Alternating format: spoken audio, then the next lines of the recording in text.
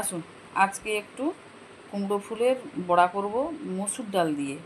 আপনারা তো অনেক রকমের ডাল মানে ডাল দিয়ে বড়া খেয়েছেন, আজকে ওটা আমি ফুল দিয়ে বড়া করে খাওয়াবো। তার জন্য এই যে মসুর ডালের সঙ্গে আদা লঙ্কা এক কোয়া রসুন নিয়েছি, এটাকে পেস্ট করব মিক্সার গ্রাইন্ডে।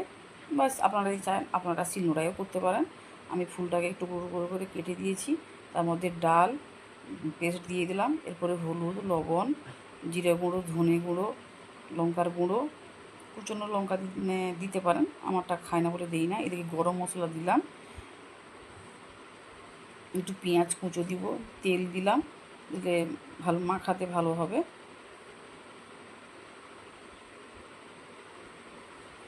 পেঁয়াজ দিয়ে দিলাম, পেঁয়াজ দিয়ে এবার ভালো করে মাখাবো।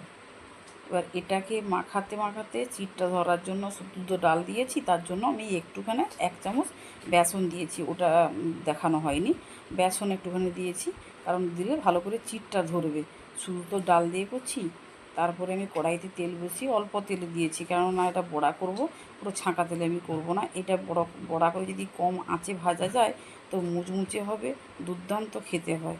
আপনারা একবার করে দেখবেন, এইভাবে করে দেখবেন, যদি 4টা 5টা ফুল হয় অনেক বড়া হবে। বাড়িতে সবাই মিলে মোটামুটি 2-3টা করে খেতে পারবেন। দেখুন কত সুন্দর হয়েছে, আর কালার দেখেছেন, দুর্দান্ত হয়েছে। কিন্তু একবার করবেন, ট্রাই করবেন।